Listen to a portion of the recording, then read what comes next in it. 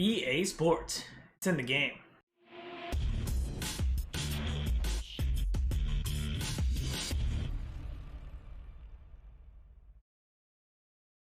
What up, viewers? What up, what up? Calc Soups here, and today is Friday, July 23rd, and that means it's time for a quick recap of the week in video game news. Starting off this week is EA Play Live was this week. I guess this is their belated E3 plans. So EA came on and did a 1 hour or so presentation with like a 30-minute or like a 10-minute pre-show. Not quite sure what that was all about, but I do know that no one really asked for pre-shows very much, but I know that some of the bigger publishers like to do them. They talked about pretty much everything you could think of in the EA repertoire. They started off with Apex Legends, which was really exciting. There was a new hero, and while watching the intro trailer for this kind of hero, I didn't know it was a hero at the time. But watching it, I was like, this game looks really cool. I want to play this game, and the art style was really great for the hero. And I just felt that the character was worthy of an entire game, and I don't know, at the end when it was just and a new hero coming to Apex Legends, I felt really deflated because I thought that this was going to be a new character and a new game, and it just turned out to be an Apex hero. So I know that this is kind of normal to release these kind of character stories in the battle royale genre or in these kind of games as a service games, but I don't know, it just kind of deflated when they had this really cool concept for a character and the really cool background, and then the character, none of that gets seen or played often in these first-person shooters. So just kind of deflated after that. That was my thoughts coming out of the Apex Legends, but the character looks cool. It looks like there's a new map, unless the lava flow map is not new, but it looked really interesting and cool. So yeah, let me know what you thought of Apex Legends and its new hero down below in the comments. EA also talked about Lost in Random. Last time we saw this, I feel like the art style was just slightly different. I think we've seen a fuller amount of what Lost in Random has to provide. I think we knew that there was going to be a dice element. There's also a card playing element that kind of reminds me of Hands of Fate, where you have these randomized encounters and there's cards, but the actual gameplay is kind of more like a third-person action RPG. I thought it was really cool. There was things you could do with the dice character. I actually want a physical version of the die. They talked about how you could get it as a gun charm in Apex Legends. See previous rant, but I am excited to see maybe if there's going to be a collector's editions or something like that, because I think the dice character is really fun. I really like the art style, and we haven't seen this since last year, so I was kind of expecting something around this, and the game's actually launching soon. It comes out in September 10th, so looking forward to checking out Lost in Random. That was probably the most exciting thing I saw at the EA Play Live. Battlefield 2042 also had its coverage. It had about 10 minutes of the hour-long coverage, so they definitely took their time, and they keep getting ahead. I think all of this free airspace when Call of Duty is not doing anything is definitely benefiting Battlefield. That was pretty hard to say.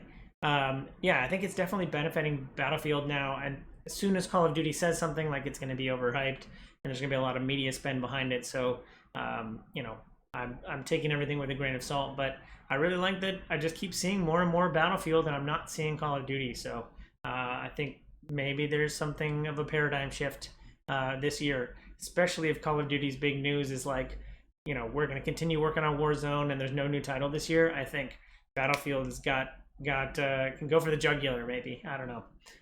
But looking forward to seeing more about Battlefield 2042. Last but not least, they ended with a Dead Space stinger. There was about a 1-minute trailer at the end of the EA Play Live, and it kind of slowly goes in, and you see, you start seeing the cut off their limbs and the glowy on the back. Very excited for this, and yeah, I think this is very exciting.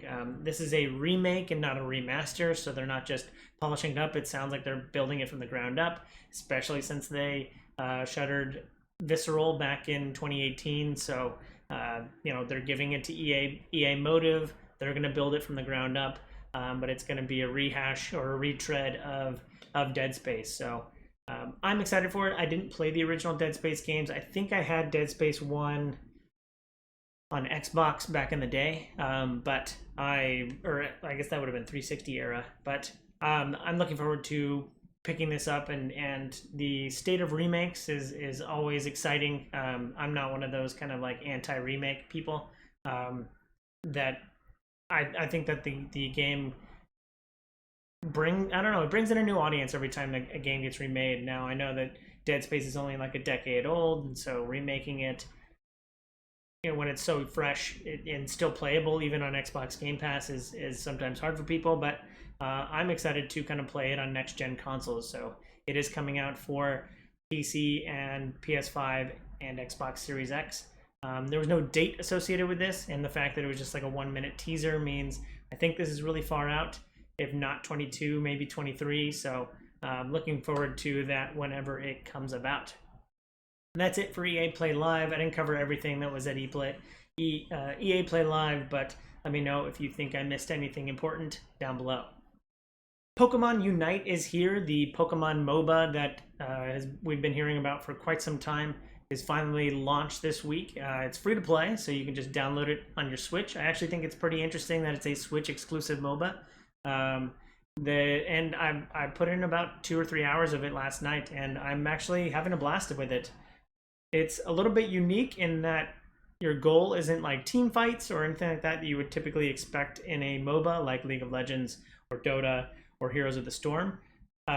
It's actually more focused on like gathering the minions, and so getting minion points and then using those to confirm points on the enemy goals. Like that's the main point of the game. Winning team fights I think is helpful for teams, and team comps are really sometimes can be confusing, but the overall kind of strategy of the game is not about winning team fights. It's about scoring points, and I think that is kind of a cool balance to the game. There's no like in-game item building, so that you don't have to worry about, I think all MOBAs since League of Legends have moved away from like item builds and all that kind of stuff, and have just concentrated on building up your characters, selecting skills at certain levels. It's also really fun to see your Pokemon evolve throughout the game. So really fun and interesting, and I'm actually enjoying it. The control scheme is a little bit off. If anybody complains about ZR versus R and where it places it on the UI, you'll know exactly what I'm talking about. But the interface is very well polished for a modern MOBA game. Nintendo doesn't usually have a good track record with how friend interfaces work or how easy it is to matchmake. We still have no way to communicate to each other on the internet, so me and my friends ended up playing on Discord. So however you have to be able to talk to your friends is still up in the air, because Nintendo hasn't figured out how online communication works yet.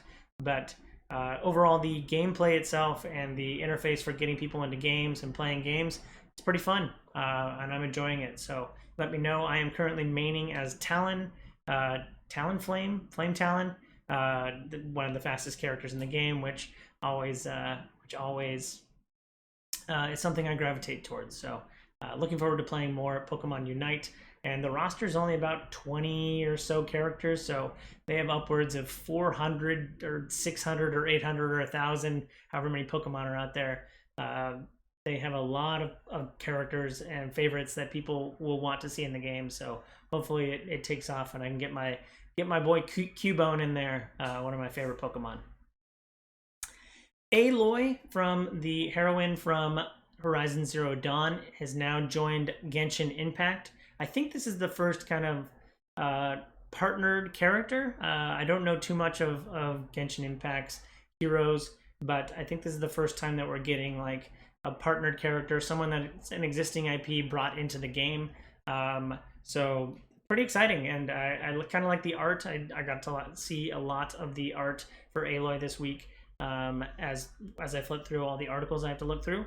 And I'm excited to see Aloy join into Genshin Impact. Now, Genshin Impact will have its same old battle pass for the characters, so you'll have to unlock them the normal way you would in Genshin Impact. But I suspect that there's a way to buy it outright. But hopefully we see more and more characters in Genshin Impact. Some more of these. There's definitely some heroes that would kind of fit into the Genshin Impact vibe from other IPs. So I think this one is a good partnership deal to start off on, to see how well it does, and then potentially branch out and make more partners to bring more characters into Genshin Impact. Could bring in more audiences. Activision Blizzard is under quite a lot of duress this week, as there was extremely large amount of sexual harassment suits filed against them this week. Actually, Los Angeles County is suing them for sexual harassment. A lot of people have come forward on Twitter talking about the sexual harassment in the workplace that they've experienced. A lot of the articles I read talked about a pervasive frat boy environment, and some of the stories I read were pretty horrific. So yeah, I expect to see more on this coming up. Some of the responses from higher ups at Activision Blizzard have not been to the benefit of making their case. So I'll have a link down below talking about all of this. But it's pretty gross things happening at Activision Blizzard, and I hope something gets figured out soon. My heart goes out to all of those who've experienced sexual harassment in the workplace. It's definitely not something that anyone should experience ever in the workplace. So looking forward to seeing this come to a conclusion and to get those bad eggs out of there. Netflix is tired of waiting for other companies to step up and be the Netflix of games. Netflix announced this week in sounds like an investor call that they are going to be providing mobile games to their Netflix subscribers. So looks like Netflix is putting its toe in the water and trying to get mobile gamers, give people who have Netflix subscriptions access to mobile games. So again, Netflix has kind of been vying for their place in the games industry for quite some time with some partnership deals. They're trying to bring up an in-house studio, and now it looks like they're going to try and license out some games to get people using Netflix to play mobile games. So could be pretty interesting. I know that Netflix has been trying to find its space in the gaming universe for quite some time, and hopefully this is kind of the first of many steps to get them there. Amazon's massive multiplayer RPG New Worlds went into closed beta this week, and it actually jumped up to number 4 on the Steam concurrent players chart with 192 players at once. So that's pretty exciting. I watched a little bit of gameplay, and it's been quite some time since we've seen kind of new entrants into the MMO genre. So this actually represents pretty cool. I like the kind of I know that the name is pretty forgettable. Like New Worlds just doesn't ring a bell to anybody. It doesn't have any kind of like je ne sais quoi, I should say. Yeah, looking forward to seeing more about New Worlds. I like the kind of conquistador I don't know, early settler kind of look to it with like the black powder weapons. The way you switch between melee combat and ranged combat is pretty cool. And I'm just really excited to see kind of more and more come out for New Worlds. Hopefully I can get some friends interested in the game and potentially play it, see what it's all about. But for now, it's in closed beta, and I don't know that we know when the dates for the open beta are. So, but I will be probably checking it out when that comes along. For those of you fortunate enough to have a PlayStation 5, and I know there are only a few of those for the people who haven't fought the scalpers off to get a PlayStation 5, my heart goes out to you as well.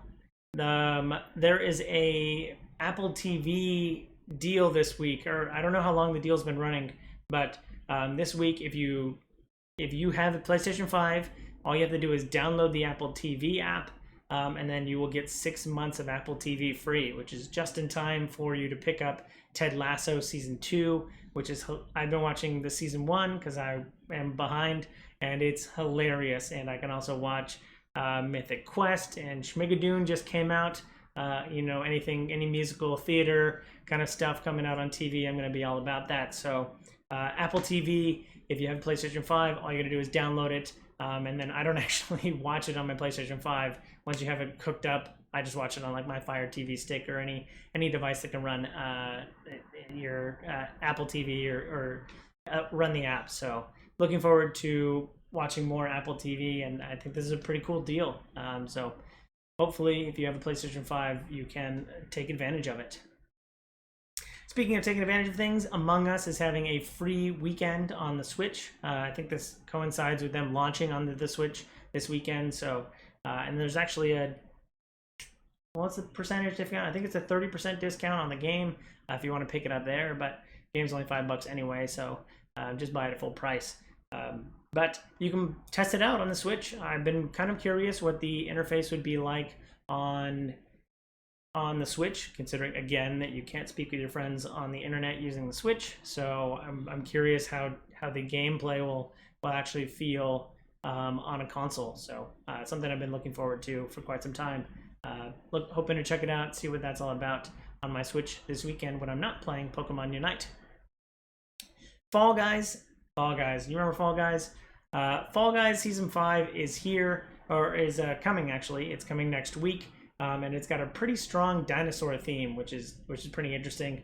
I saw a couple of the new game modes, a couple of the trailers. They talk about duos and trios in the game, which looks fun as heck. They also announced a couple character skins that are coming to the game. They're adding the Spelunky protagonist, as well as Ratchet and Clank, a game that I'm playing through. Rift Apart is really fun. It's going to be our Friend Zone game for this month, so looking forward to reviewing that later this month. But Ratchet and Clank are coming to Fall Guys Season 5, as well as Spelunky Guy is coming next week. So liking the vibe.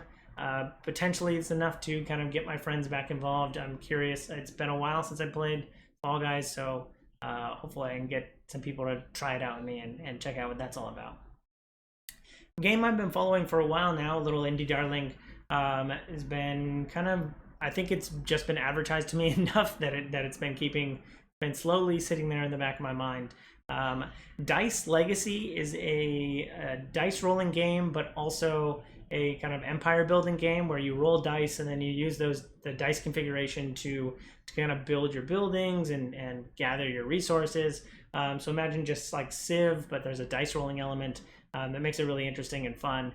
I've been kind of looking at this for quite some time, and I got to see a bit more of the game this week, so I'm looking forward to potentially playing that sometime soon. Dice Legacy looks like fun. Check it out. Last but not least, a Google browser. If you haven't opened your Google Chrome browser this week, you definitely owe it to yourself.